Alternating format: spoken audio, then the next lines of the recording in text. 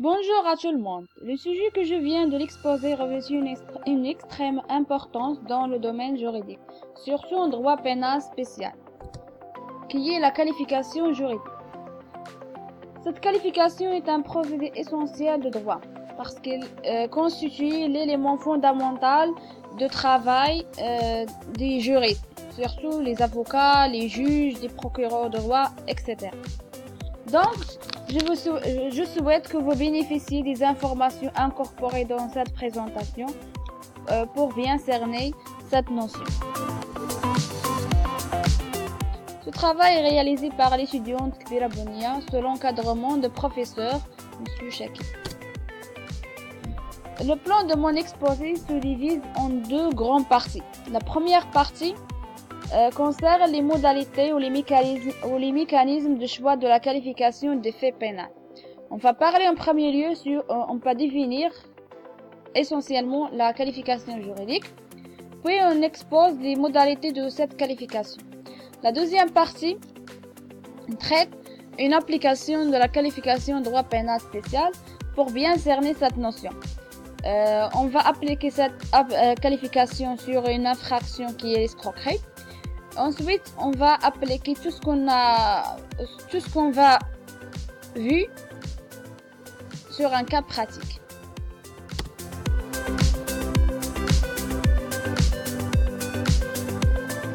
Au sein du droit criminel marocain, on rencontre plusieurs disciplines qui ont pour objet l'étude de l'infraction. Quelles sont? La procédure pénale, qui étudie la manière de procéder pour la constatation des infractions, l'instruction préparatoire, la poursuite et le jugement des délinquants. Puis, la criminologie, qui détermine les causes de la criminalité en prenant en considération trois composants: la norme pénale, le crime et la réaction sociale. Ainsi, on a la politique criminelle, qui est définie comme l'ensemble des procédés répressifs par lesquels l'État réagit contre le crime, ainsi que le droit pénal, qui comprend le droit pénal général, qui est constitué par l'ensemble des règles communes à toutes les infractions pénales. Par exemple, le principe de la légalité, l'application de la loi pénale dans le temps et dans l'espace, répression de la tentative et de la complicité. Et le droit pénal spécial, qui regroupe quant à lui des règles spécifiques à chaque infraction, qu'il s'agisse de sa définition, c'est-à-dire les conditions préalables pour l'existence de l'infraction, ainsi que ses éléments constitutifs, ou de sa répression, c'est-à-dire les règles de procédure applicables et les peines encourues. Historiquement, le droit pénal spécial est apparu en premier, car le législateur a d'abord commencé par créer des infractions avant que soient mis en exergue les principes généraux et que soit élaborée la théorie générale de droit pénal. Ainsi, le droit pénal spécial est parfois présenté comme un catalogue d'infractions qui est basé sur trois principes.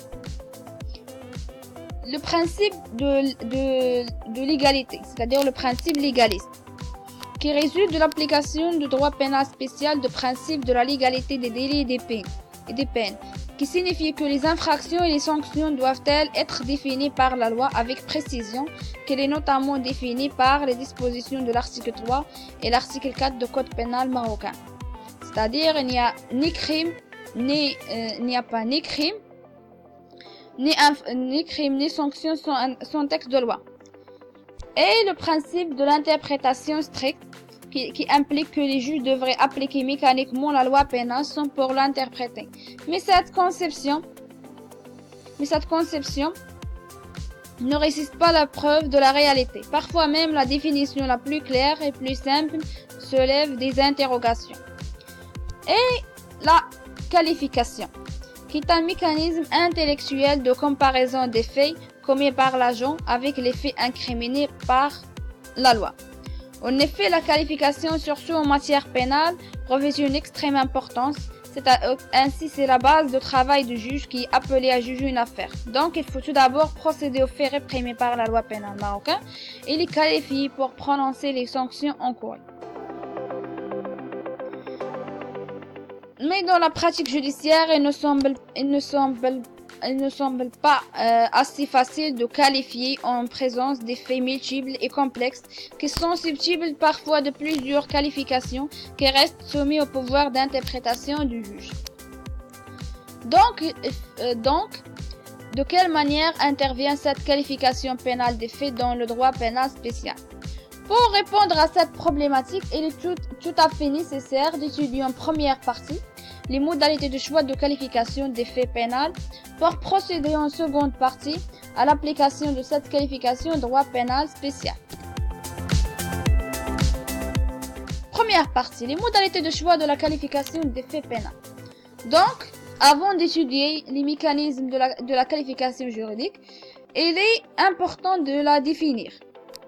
La qualification juridique est définie selon le lexique des termes juridiques comme une opération intellectuelle qui rattache une situation de fait ou de droit à une catégorie juridique déjà existante. Elle permet de déterminer le régime applicable à cette situation. Là, on peut distinguer la qualification légale, qui est un acte par lequel le législateur définit une catégorie juridique en précisant les conditions nécessaires de sa définition, de la qualification judiciaire, qui est un acte par lequel le juge vérifie la concordance entre une situation particulière donnée et les conditions posées par la qualification légale. Il opère donc la jonction entre le fait et le droit. Dans ce cadre, le juge pénal dispose d'une liberté de qualification et de requalification des faits. Donc, cette qualification au syllogisme juridique se déroule en 3 temps.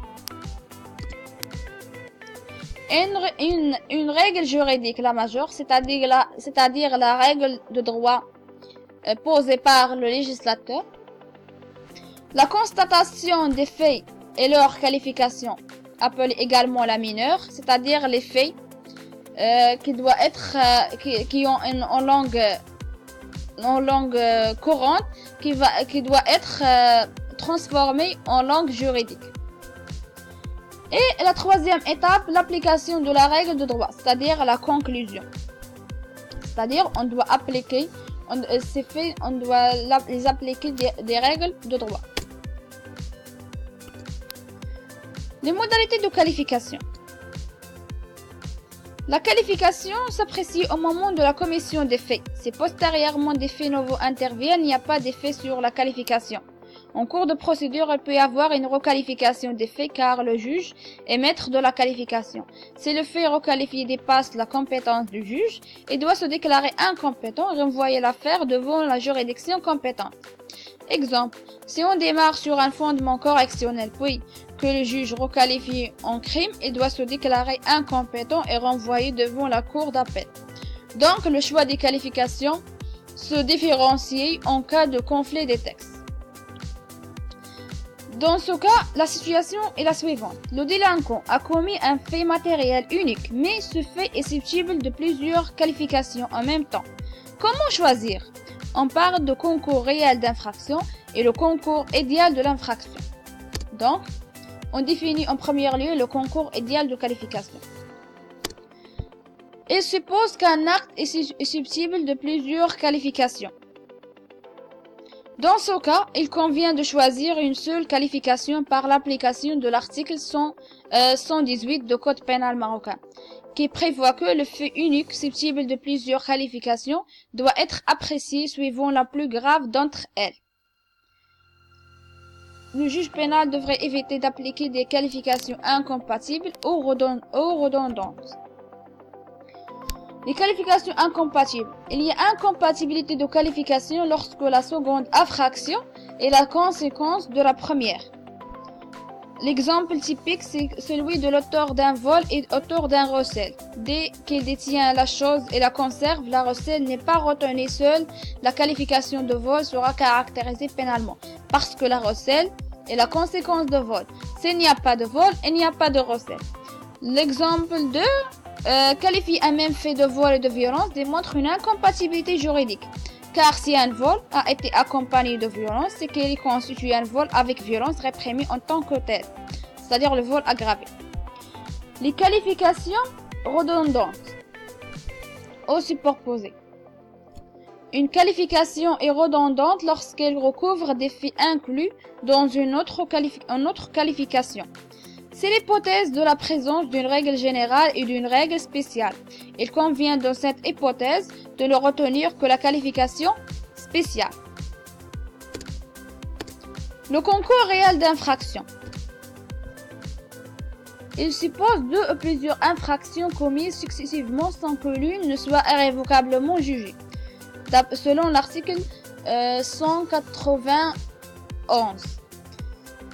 Dans ce cas, la solution est donnée par l'article 120 du Code pénal qui prévoit que, en cas de concours de plusieurs crimes ou délits différés simultanément à la même juridiction et les prononcer une seule peine privative de liberté, dont la durée ne peut dépasser le maximum de celle édictée par la loi pour la répression de l'infraction la plus grave. L'exemple typique, un individu commet un vol pour lequel il est poursuivi. Quelque temps après le jugement, qui n'est pas encore définitif, il commet un nouveau vol aggravé, c'est-à-dire avec violence. Les deux infractions sont alors en concours réel puisque la première condamnation est encore susceptible de voie de recours.